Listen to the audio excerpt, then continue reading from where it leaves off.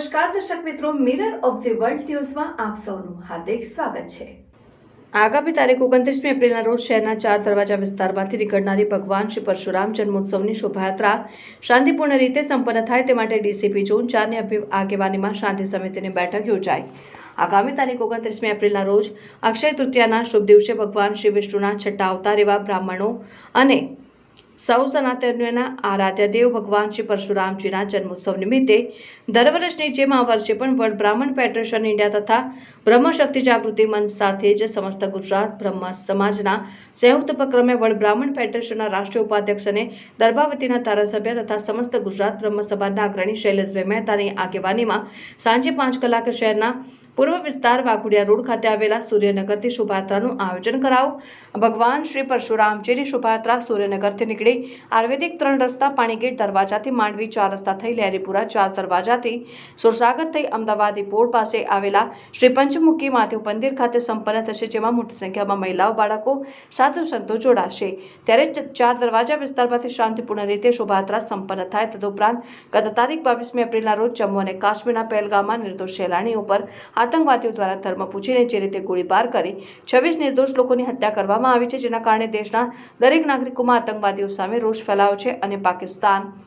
સામે રોષ ફેલાયો છે અને આ બાબતોને લઈને કોઈપણ પ્રકારના અફવાઓ પણ સોશિયલ મીડિયા પરના મેસેજ કે અફવાઓથી દોરાયા વિના શાંતિપૂર્ણ વાતાવરણમાં ભગવાન પરશુરામજીની શોભાયાત્રા સંપૂર્ણ થાય તે માટે વડોદરા શહેર પોલીસ ઝોન 4માં સમાવિષ્ટ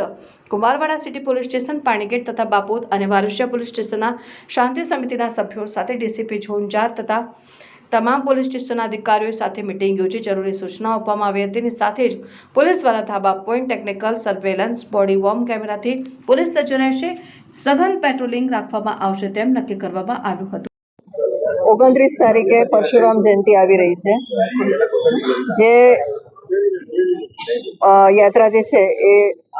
દર વર્ષે પરંપરાગત રીતે નીકળે છે અને પાણીગેટ થઈ પછી માંડવી થઈને લહેરીપુરા થઈને આગળ જાય છે। તો સિટી વિસ્તારમાં જ્યાંથી નીકળી રહી છે એ સેન્સિટિવ વિસ્તાર ગણી શકાય આપણે, અને એના અનુસંધાને આજે ઝોન 4 હેઠળના તમામ પોલીસ સ્ટેશનની આજે શાંતિ સમિતિની બેઠક રાખવામાં આવી હતી, જેમાં city police station, Kumbharwada, Varasiya, Bapod અને કારેલીબાગ આટલા પોલીસ સ્ટેશનના શાંતિ સમિતિના સભ્યો, રેન્ડમ પોલીસ અને સામાજિક આગેવાનો અને લોકો ઉપસ્થિત રહ્યા હતા। જે લોકોની સાથે આ યાત્રામાં કઈ રીતે શાંતિપૂર્ણ યાત્રા પૂરી કરી શકાય અને લોકોના સજેશન લેવામાં આવેલા છે। યાત્રા દરમિયાન શું તકેદારી રાખવાની છે એની જાણકારી આપવામાં આવેલી છે અને એ દિવસે કોઈ અનિષ્ટ બનાવ ન બને એની ખૂબ તકેદારી રાખવા માટે સૂચના આપવામાં આવેલી છે। કોઈ સોશિયલ મીડિયા પર કોઈ મેસેજ વાયરલ થાય એ અનુસંધાને પણ સૂચના આપવામાં આવેલી છે અને એ લોકોને ધ્યાન એવું કંઈ આવે તો અમે ચોક્કસ ધ્યાન દોરે અને એ બાબતે અમે કાર્યવાહી કરીશું એવી સૂચના આપવામાં આવેલી છે। સાથોસાથે અત્યારે જે કંઈ બનાવ બન્યા છે અને જેના કારણે જે કોઈ માહોલ છે એમાં કોઈ ગેરસમજ ન થાય એની માટે પણ એ લોકોને સૂચના આપવામાં આવેલી છે અને આ યાત્રા સારી રીતે પૂર્ણ થાય એની માટે સિટી પોલીસ સ્ટેશનમાં હાલમાં પણ કામગીરી ચાલુ છે। શાંતિ સમિતિની બેઠકો બાદ અમે લોકો પેટ્રોલિંગ કરવાના છીએ અને રોજે રોજ અમે લોકો કોમ્બિંગ કરી રહ્યા છીએ, ધાબા ચેક કરી રહ્યા છીએ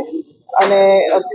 અમારો જે બંદોબસ્ત છે એ અમે બંદોબસ્ત પણ મૂવિંગ બંદોબસ્ત, ધાબા પોઈન્ટ, ડીપ પોઈન્ટ અને ડીપમાં પણ ધાબા પોઈન્ટ રાખી અને મારી રીતે બંદોબસ્ત કરવાના છીએ।